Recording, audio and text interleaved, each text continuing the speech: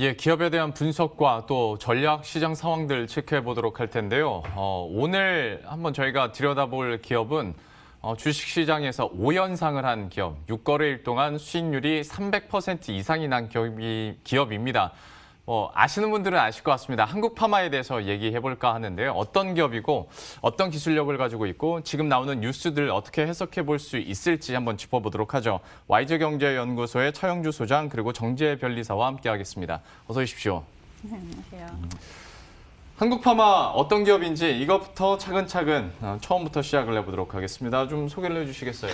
예, 일반 투자자분들에게는 어떻게 보면 친숙하지 않은 기업이다라고 좀 말씀을 좀 드릴 수가 있겠습니다. 한국파마라는 이름만 들어도 뭐 하는 기업인지 이렇게 잘 모르시는 분들은 의아해하시는 분들도 있을 텐데요. 의약품 제조를 이제 담당하는 그러한 기업입니다. 한국파마 같은 경우 우리가 이제 그 의약품도 여러 가지가 있습니다만 보통 우리가 일상적으로 쓰는 그러한 것들이 아니라 일단 그 처방전을 받아서 쓸 수 있는 그러한 의약품을 주로 생산해낸다라고 할 수 있는 그런 기업이죠.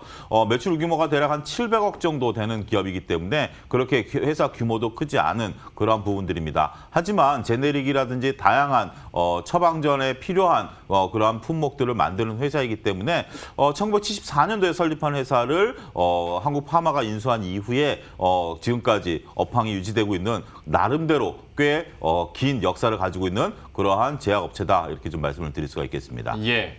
주요 사업 부분에서도 전문 의약품 부분과 의약품 위탁 생산 부분, 특히 위탁 생산에 대해서 설명을 해주셨는데 아무래도 이번에 이슈가 됐던 것이 제넬셀과 함께 개발 중인 그리고 임상을 진행 중인 그 치료제와 관련해서 이제 처음에 뭐 자체 생산해서 자체 개발이냐 아니면 뭐 위탁 생산이냐 저도 이거 기사를 찾아봤더니 기사 초기에 나왔던 건 자체 생산하고 위탁 개발이 막 이렇게 혼용돼가지고 짬뽕으로 쓰였더라고요. 하다 보니까 이제 투자자 입장에서는 당연히 오해할 수도 있을 테고 조금 더 스마트하신 분들은 나 위탁 생산 기업인 거 알았어 라고 하시는 분들도 있을 텐데 이번 그 이슈에 대해서 좀 얘기를 해주시고 한국파마 측에서도 공시를 냈지 않습니까? 위탁 생산만 하는 거라고 좀 이거 정리를 해주시겠어요? 네, 정확히 표현을 하자면 경희대와 제넬셀이 코로나 치료제를 공동 개발한 원개발사고요. 한국파마는 진짜 이거에 대해서 위탁 생산만을 맡고 있습니다. 예. 네, 그러면 이제 한국파마가 이렇게 위탁 생산을 맡은 이 코로나 치료제가 뭐냐 이 부분을 좀 말씀을 드리면요. 제주에서 자생하는 천연물인 단팔수 추출물입니다. 그래서 이 단팔수 추출물을 이용해서 경희대와 제넬셀에서는 코로나 치료제를 개발을 했는데요. 이게 천연물 신약 형태입니다. 이 단팔수 추출물 코로나 바이러스 치료제는 얼마 전에 1월 12일에 한국에서 특허 등록까지 됐고요. 여기 특허에 담긴 코로나 바이러스 치료제 내용을 보면요. 단팔수 추출물을 처리를 했을 때 렘데시비르나 클로로퀴논에 비해서 더 우수한 바이러스 억제 효과를 나타내고 있다라고 기재가 되어 있습니다. 이 단팔수 추출물 치료제가 인도에서 임상 2상이 완료가 됐는데요. 보고된 바에 따르면 코로나19 경증 및 중증도 환자에게 투약 6일 만에 95% 이상 회복될 정도로 효과가 높았다라고 하고 있습니다. 인도 표준 치료가 투약 6일째 68% 정도 효과를 나타낸 거에 비해서는 상당히 고무적이다라고 평가를 하고 있습니다. 역시 그 치료 효과나 성과에 대해서 말미에 잠깐 얘기를 해주셨는데 그 인도에서 그러니까 뭐 효과 측면에서도 조금 더 기존에 있던 것보다 눈에 띄는 모습이었고 워낙 이제 여기도 큰 시장이니까 기대감이 더 클 수도 있을 텐데 어떤 인도 시장에서의 임상 2상 완료에 대해서 좀 큰 의미를 둘 수 있겠습니까? 네, 일단은 역시 임상은 아직 2상 유효성 정도까지 물론 상당히 결과가 고무적이긴 합니다만 3상까지 좀 지켜봐야 될 것 같고요. 곧 국내 임상을 포함한 글로벌 임상 3상을 진행을 한다고 하니까 3상 결과에 따라서 실제로 치료제로서 상용화가 어떻게 될지 좀 보일 거라고 생각이 됩니다. 일단 이런 시장 크기라고 하면은 인도 인구가 13억 명이고 코로나 확진자 1,070만 명으로 발표된 이상 굉장히 기대되는 수치이긴 합니다. 근데 이 숫자가 참 이제 시장 규모가 크다라고 기대를 높이긴 하지만 그렇다고 해서 그냥 냅둬도 수요로 바로 이어질 것이냐라고 하기엔 나한테 기대가 높은 만큼 남들한테도 기대가 높기 때문에 인도에 들어간 치료제나 백신 임상이 상당히 많습니다. 예. 작년에 인도 CTRI에서 발표된 것만 해도 233개고요. 이게 계속 늘어나고 있습니다. 또 우리나라에서 코로나 백신 주권, 국내 생산 치료제 이런 식으로 이제 자국 기술을 이용하고 보호해 주려는 경향이 있는데요. 이것처럼 인도에서도 자국산을 우선하고 보호하려는 움직임이 있습니다. 그렇기 때문에 이렇게 커 보이는 인도 수요를 실질적으로 가져오기 위해서는 다른 수많은 이제 치료 후보제에 비해서 치료 효과가 좋다뿐만이 아니라 가격 경쟁력까지 요구될 것으로 좀 보이고 있습니다. 예. 사실 예전에는 어떤 의약품에 대해서 임상 2상이 되면 당연히 그 다음은 3상이라고 생각하시겠지만 요즘 들어서는 코로나19 치료제와 관련해선 임상 2상이 끝나면 3상 생각을 하시는 게 아니라 긴급 사용허가 신청 쪽으로 가다 보니까 이제 주식시장에서도 좀 관심을 많이 받아가고 있는 모습인데요. 이거는 차후 상황들 계속 지켜봐야 될 것 같고 위탁 생산을 주로 하지만 또 한국파마가 가지고 있는 자체 개발 신약 파이프라인은 뭐가 있는지 이것도 한번 체크를 해보도록 하겠습니다. 현재 상황이 어떻습니까? 네, 한국파마는 이제 직접 의약품을 개발하는 것도 있고 의약품을 위탁 생산하는 것도 있습니다. 예. 그래서 이번 코로나19 치료제 위탁 생산뿐만 아니라 한미약품, 동아약품 이런 제약사들의 위탁 생산도 하고 있고요. 그러다 보니까 위탁 생산하고 있는 제품 종류는 상당히 많습니다. 지금 화면에 뜨고 있는 거는 한국파마에서 개발하고 있는 치료제가 뜨고 있는 건데요. 항우울제, 치매치료제, 폐렴치료제 이쪽에 대해서 연구 개발이 진행이 되고 있습니다. 특히 중추신경계 관련 치료제 개발에 주력을 하고 있는데요. 보시면 우울증 파이프라인만 벌써 3개입니다. KP183, 182, 173 이렇게 3개나 나타나고 있고요. 그 외에 파킨슨 치료제, 그리고 치매 치료제 이렇게 중추신경계 치료제에 좀 집중을 하고 있는 것으로 나타나고 있습니다. 또 이쪽 분야는 다른 분야에 비해서 기술상 진입장벽이 높은데 진입장벽이 높은 만큼 나도 들어가기 어렵지만 남도 들어오기 어렵기 때문에 이게 잘 개발이 돼서 시장에 안착한다고 하면은 좀 장기적으로 판매가 확보될 수 있을 거다 이렇게 좀 보이고 있고요. 또 폐렴 치료제 KP091이 2016년에 임상 3상까지 완료된 것으로 나타나고 있습니다. 다른 자료를 보면 항생제로 나타나고 있는데요. 올해 하반기쯤에 발매 예정인 것으로 좀 보이고 있습니다. 최근에는 또 이런 연구 개발 지금 화면에 나타나고 있지는 않지만 장세정제 플랜뷰산을 노아긴으로부터 독점 계약을 해서 가지고 왔습니다. 사실상 이거는 생산 판매인데요. 기존의 대장 내시경을 하려면 이 장세정제를 예전에 한 3, 4리터씩 마시고 좀 괴롭고 이렇게 했었는데 이 복용량을 1리터로 낮췄다고 하고 있습니다. 그래서 전체적으로 아직 위탁 생산 외에 신약 개발은 후보 물질인 이제 탐색 단계 정도로 거의 대부분 탐색 단계 정도로 나타나고 있고요. 그러다 보니까 이 후보 라인이 향후에 실제로 어느 정도로 상용화 될 수 있을 것이냐는 사실 아직은 좀 미지수라고 보이고 있습니다. 예. 연구개발 진행 상황도 체크를 해주셨습니다만은 아무래도 많은 투자자들은 코로나19 치료제 현재 임상 진행 중인 그 물질만 된다면 위탁 생산을 하더라도 한국파마의 실적은 대박이 날 것이다라는 기대감을 가지고 이제 주가가 움직이고 있는 상황인데요. 제2의 신풍제약이라는 얘기도 많이들 하시고, 근데 이거 거래량을 보면 예전에 신풍제약 우선주가 그런 것처럼 그렇게 많은 거래량이 없이도 상한가에 갈 수 있고 품절주가 되는 현상이 있거든요. 좀 어떻게 보십니까? 예, 일단은 그 전체 주식 발행 수가 약 한 1000여만 주 정도 됩니다. 네. 근데 대주주와 특수관계인이 가지고 있는 게 대략 한 70%, 700여만 주를 가지고 있고요. 그러니까 시장에 유통되고 있는 게 300여만 주밖에 되지 않습니다. 따라서 시장에 있어서 나름대로 정말 특정 세력이 뭐 나쁜 마음을 먹고 핸들링을 하려고 한다라면 충분히 가능한 숫자가 된다라는 거죠.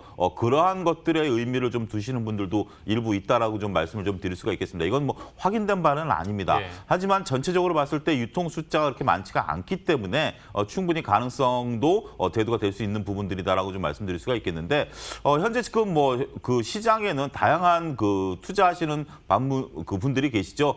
트레이딩 하시는 분들이 계시기 때문에 트레이딩 하시는 분들이 현재 지금 코로나19 치료제에 대한 과도한 기대감을 가지고 또 이러한 것들을 또 기사화되어 있기 때문에 뉴스플로우를 통해서 조금 그 상한가를 5번이나 기록한 그런 모습들을 보였다라고 말씀드릴 수가 있겠는데 제2의 신풍제약이라는 표현은 좀 제가 볼 때는 너무 앞선 표현이다라고 말씀드릴 수가 있겠고 그러한 것들은 좀 차별화시켜서 우리가 봐야 되지 않겠는가 말씀을 좀 드릴 수가 있겠습니다. 그 차별화의 이유 중 하나라고도 볼 수 있는 것이 자체 개발은 아니지만서도 오히려 CMO 사업 쪽으로 사업 영역을 확장한다면 사업 입장에서는 뭐 리스크는 줄이면서도 좀 실적을 높여갈 수 있는 하나의 요인이 될 수도 있을 것 같거든요. 어떻게 보십니까? 근데 우리가 이제 어떤 뭐 CMO 부분에 있어서의 이제 확장세는 신풍제약이 갖고 있는 부분들이 충분히 된다라고 말씀드릴 수가 있겠습니다.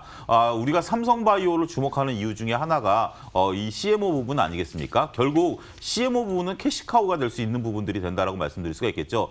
제약바이오 업체들이 가장 지금 현재 우리가 희망을 갖고 있는 부분들이 자체 개발해서 자체 생산까지 들어가는 부분들인데 이러한 과정 속에서는 막대한 자금이 소요될 수밖에 없죠. 이렇게 소요되는 자금들을 돈을 벌어들일 수 있는 게 바로 CMO 부분들이 됩니다. 여기서 기술력을 또 키워가는 단계에서 돈도 벌고 이 벌어들인 돈을 가지고 투자를 한다라는 부분들인데 한 가지 변리사님도 말씀하셨다시피 지금 이제 진입 장벽을 말씀하셨는데 우리가 현재 지금 이 한국 파마가 지금 들어가려고 하는 시장이 인도 시장이라는 겁니다. 예. 글로벌 스탠다드엔 다소 미흡하다라는 우리가 생각을 지울 수밖에 없는 그런 부분들을 또 가질 수밖에 없고 위탁 생산을 한다라는 것은 단가가 정해져 있는 거죠. 그리고 치료제라는 게 혹 한국 파마만 있는 것은 아닙니다. 그리고 한국 파마가 막대한 이익을 또 가져갈 수 있는 부분도 분명 아니거든요. 그러니까 우리가 기대는 분명 큰 건 사실입니다만 그 기대 대비해서 과연 수익성이 얼마만큼 되느냐라는 부분들이죠. 분명 피터 린치가 얘기한 방식이 있습니다. 잘 팔리는 거에 주목을 해라. 첫 번째. 두 번째는 잘 팔리는 것이 얼마만큼 이익을 내느냐. 이게 핵심이거든요. 따라서 그러한 부분들을 보면 너무 과도한 기대는 조금 우리가 조심해야 되지 않겠는가 이런 부분들도 말씀을 드리도록 하겠습니다. 참 종목 토론 게시판에 열기와는 사뭇 온도차가 나는 지금의 분석들이 계속 나오고 있는 상황인데요. 앞에서 그 발행 주식수 얘기하시면서 잠깐 얘기가 나왔었는데 한국파마 지배구조 상황이 어떤지 그러니까 얼마나 지분율을 대주주들이 가지고 있는지 이것도 한번 정리해 주시겠어요? 지금 현재 우리가 한국파마가 74년도에 제가 이제 그 전에 있었던 개인 회사를 인수한 다음에 한국파마로 됐는데 법인화된 지가 얼마 안 돼요. 따라서 이렇게 법인화된 지 얼마 안 되다 보니까 이게 한국파마가 이렇게 그 분산 소위 말해서 주식 분산이 그렇게 오래되지 않았다라고 말씀드릴 수가 있겠습니다. 지금 여러분들 표로 보고 계시는 것처럼 지금 현재 회장께서 갖고 계신 지분율이 무려 25% 정도 되죠. 여기에 이제 관계자인까지 갖고 있는 것들이 무려 70% 정도까지 됩니다. 따라서 현재 지금 지배 구조에 있어서 주식 분산이 그렇게 다른 일반 회사들처럼 돼 있지 않은 그러한 모습들을 보이고 있다라는 거죠. 나름대로 한국파마 같은 경우 현재 지금 그 기업이 현재 지금 뭐 전체적으로 봤을 때 이익이 꾸준히 나는 그런 회사다 보니까 영업이익이 많이 쌓여 있습니다. 그러다 보니까 굳이 주식을 분산할 요건들도 또 증자를 할 만한 요소들도 그렇게 크지 않다라고 말씀을 좀 드릴 수가 있겠죠. 꽤 안정적인 중소기업의 전형적인 모습을 가지고 있다 이렇게 설명을 드릴 수가 있겠습니다. 다만 유통 주식수가 적을 수밖에 없는 이유도 방금 나간 그 그림에서 좀 어느 정도 설명이 되는 것 같습니다. 지배구조 이렇게 살펴봤고요. 한국파마의 특허 현황도 한번 체크해 보도록 하죠. 좀 어떻게 파악이 됐습니까? 네, 한국파마 특허 현황 말씀드리면요. 먼저 국가별 분포 보여드리면 한국 기준으로 PCT 출원이 있고요. 미국, 일본, 유럽, 중국에 조금씩 분포가 되어 있습니다. 연도별 동향으로 바로 이어서 넘어가면요. 특허 출원이 크게 이루어지는 기업은 아닙니다. 보면 한 자릿수 정도로 계속 그냥 나타나고 있는 정도고요. 최근에 특허 출원이 이렇게 조금씩 나타나고 있는데 최근에 출원된 특허는 염증성 장질환 치료제, 폐경기 증후군 치료제나 아니면 서방출 제제, 경피흡수 제제와 같이 제형을 개발한 특허들이 좀 나타나고 있습니다. 다만 한국파마 같은 경우에는 이렇게 자기가 개발을 해서 출원한 것 외에 위탁 생산 쪽으로 좀 최근에 특허상 호재가 살짝 나타났는데요. 한국파마 같은 경우에는 지금 코로나19 치료제 위탁 생산으로 좀 많이 주목받고 있긴 한데 최근에 독점 계약을 한 저용량 장세정제 플랜뷰산이 있습니다. 이 플랜뷰산은 네덜란드 회사 노어긴에서 개발하고 특허 등록을 한 거고요. 아까 잠깐 말씀드렸지만 예전에는 대장 내시경에서 이 전에 세정제를 마실 때 3리터씩 마시던 거를 이렇게 들어온 거는 1리터만 마시면 되도록 개발을 한 겁니다. 이건 한국파마에서 독점 계약을 체결한 건데요. 국내 독점 전용 실시권을 가지고 있고요. 이 기간을 보시면요. 특허 등록일인 2017년 9월 29일부터 특허 만료일인 2032년 3월 9일까지 특허 독점 기간 전체에 대해서 전용 실시가 잡혀 있습니다. 독점 계약을 제대로 한 거로 좀 나타나고 있고요. 이 장세정제와 관련해서 최근에 특허 쪽에서는 새로운 소식이 있는데요. 플랜뷰산의 경쟁 제품인 태준제약의 크림뷰올산이 있습니다. 이 플랜뷰산의 후발주자로 보시면 되고요. 이 크림뷰올산이 2019년 5월 16일에 특허 등록이 됐었습니다. 여기에 플랜뷰산의 원래 권리자인 노억인이 크림뷰산에 대해서 2019년 11월 21일에 특허 취소 신청을 했습니다. 플랜뷰산과 겹치는 것이 있다, 특허가 인정되면 안 된다라는 취지였고요.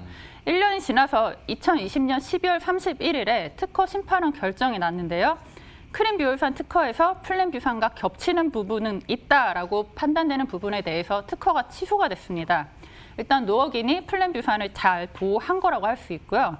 아직은 태준제약에서 여기서 항소를 할 수 있고 또 항소를 할 거로 예상은 되고 있습니다만 이런 크림뷰산에 대한 특허 취소 판단은 플랜뷰산을 독점 계약한 한국파마에 대해서는 상당히 유리하다고 할 수가 있습니다.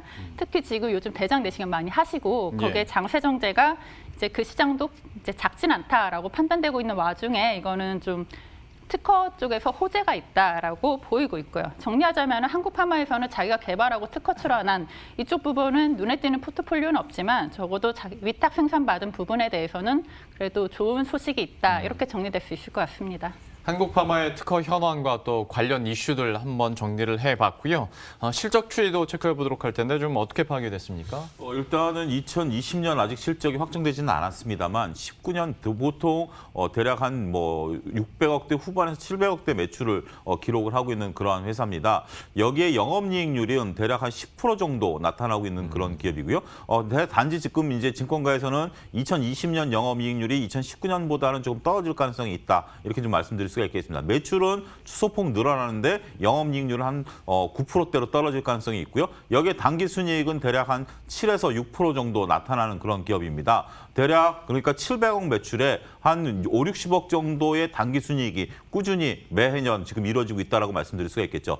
여기에 현재 키포인트는 CMO 부분의 확장세입니다. 지금 이제 CMO가 지금 현재 위치하고 있는 공장 인근에 새로운 공장 부지를 현재 지금 그러니까 기존에 있었던 기업의 부지를 인수를 했고요. 왜냐하면 이 기업이 지금 충청도로 이전을 해야 되는데 그 부지가 비는 거죠. 이런 걸 통해서 대략 한 200억 정도 자금을 투자해서 CMO 산업단지를 현재 키우려고 하고 있는 부분들이 됩니다. 이렇게 된다면 CMO 부분은 앞으로 상당히 우리가 괄목할 만한 그런 분야가 된다라고 말씀드릴 수가 있죠. 일단은 CMO 부분 같은 경우는 자신들의 노력보다는 그냥 단순하게 하청을 받아서 하는 부분들입니다만 이게 나름대로 기술이 있어야 되는 부분들이기 때문에 이러한 기술력을 바탕으로 해서 앞으로 성장세는 좀 더 커질 가능성이 높지 않겠는가 그렇게 말씀드릴 수가 있겠습니다. 역시 CMO 분야에서 분명히 기대감은 남아있는 한국파마인데요. 그러면 가장 좀 어려운 질문이 될 것 같습니다. 지금의 주가 상황들 그리고 앞으로의 전망들은 좀 어떻게 하십니까? 글쎄요. 최근에 주가가 너무 급등했다라는 것이 다소 부담인 것은 사실입니다.